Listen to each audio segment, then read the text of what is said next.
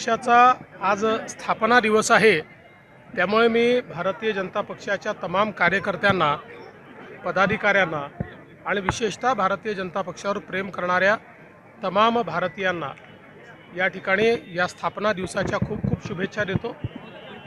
आज या स्थापना दिवसाच्या निमित्ताने आम्ही पुन्हा एकदा संकल्प केला आहे की प्रधानमंत्री मोदीजींच्या नेतृत्वात देशातल्या शेवटच्या व्यक्तीपर्यंत, महाराष्ट्रातल्या शेवटच्या व्यक्तीपर्यंत आम्ही पोहोचू।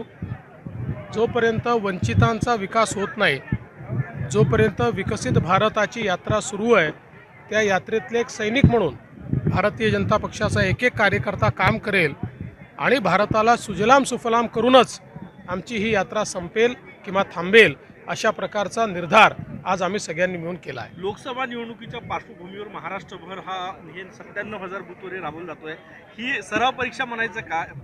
नाही, असं आहे की बूथ चलो अभियान हे आम्ही वारंवार राबवतच असतो। त्या संदर्भात आजचा स्थापना दिवसाचं औचित्य साधून आम्ही पुन्हा एकदा बूथवर चाललेलो आहोत।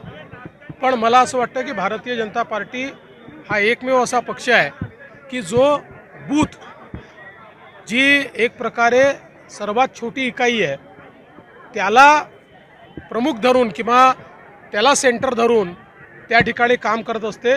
त्यामुळे शेवटच्या माणसापर्यंत पोहोचणं हे सोपं होतं। तुम्ही किती बूथवर जाणार आहात काय सांगता? नाही, मी तर आज 2 बूथमध्ये जाणार आहे, पण भारतीय जनता पक्षाचे कार्यकर्ते प्रत्येक बूथमध्ये जाणार आहेत। 33 जागा भाजप लढतील अशी सुरुवातीला चर्चा होती, मात्र आता प्रत्यक्षात मित्र पक्षांमधील फक्त 27-28 जागा तुमच्या वाटेला आहेत। असं आहे की शेवटी 3 पक्ष सोबत आहेत, त्याच्यामुळे मित्रपक्षांचा सन्मान राखणं हे देखील महत्त्वाचं आहे। 33 जागा आम्ही लढू असा आम्ही कधीच दावा केला नव्हता। आमचा प्रयत्न होता की तिघांचे सन्मान राहून ज्या जागा मिळतील त्या जागा आपण लढल्या पाहिजेत, त्यामुळे ज्या जागा मिळतील त्याच्यावर मी समाधानी आहे। बारामतीमध्ये नॅरेटिव्ह सेट करण्याचा प्रयत्न केला जातोय असं म्हणतात जयंत पाटील, हास्यास्पद आहे म्हणजे। जयंत पाटीलच आजकाल इररिलेव्हंट झाले आहेत। मला हे माहिती आहे की ते त्यांच्या पक्षात इतके नाराज आहेत की त्यांच्या पक्षात त्यांना कोणी विचारत नाही, त्याच्यामुळे अलीकडच्या काळात असे स्टेटमेंट ते देत आहेत। बघा, कुठे दिसत आहेत का तुम्हाला जयंत पाटील? एवढी मोठी निवडणूक चालली आहे, पण राष्ट्रवादी काँग्रेसमध्ये कोण दिसतं? शरद पवार, सुप्रिया सुळे, रोहित पवार, जयंत पाटील आहेत कुठे? म्हणजे तुमचा इशारा घराण्याकडे आता ते सगळं तुम्ही समझदार को इशारा काफी, आप समझदार लोग हो। कल्याणमध्ये श्रीकांत शिंदे यांच्या उमेदवाराला भाजपकडनं विरोध होतोय, गायकवाड। भारतीय जनता पक्षाकडनं विरोध नाही।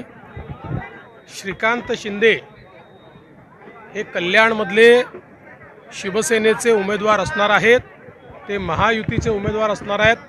भारतीय जनता पार्टी त्यांच्या पाठीशी खंबीरपणे उभी राहणार आहे, पूर्ण ताकदीने, आणि मागच्या वेळेसपेक्षा जास्त मतांनी डॉक्टर श्रीकांत शिंदेंना कल्याणमधनं आम्ही सगळे, म्हणजे भारतीय जनता पार्टी, शिवसेना, राष्ट्रवादी, रिपाई, रासपा, आमची जी एक बृहद युती आहे, ही युती त्या ठिकाणून त्यांना निवडून आणेल हा मी विश्वास करतो। शरद पवारांनी आघाडी धर्म पाळला नाही असं नाना पटोले खुद म्हणाले काल भिवंडीची जागा जाहीर केल्यामुळे। मी तुम्हाला एक सांगू का, कोणीतरी महाविकास आघाडीचं वर्णन अतिशय चांगलं केलं। महाविकास आघाडी असेल किंवा इंडिया आघाडी असेल, ही आघाडी म्हणजे केवळ इंजिन आहे, यांना एकही डब्बा नाही आहे। त्यामुळे या इंजिनमध्ये बसायची जागा देखील नाही आहे। प्रत्येक इंजिन वेगळ्या दिशेने चाललेलं आहे। फक्त सगळे इंजिन एका रांगेत उभे करून, हात वर करून आम्ही एकत्रित सांगायचं आणि पुन्हा आपापलं इंजिन घेऊन वेगवेगळ्या दिशेने जायचं। ज्या इंजिनमध्ये कोणाला बसायचीच जागा नाही आहे, ते इंजिन काय कामाचे आहे? CEN न्यूज, देश प्रदेश की ताजा तरीन खबरों के लिए CEN न्यूज को सब्सक्राइब करें और रहें पल पल की खबर से हर पल बाखबर।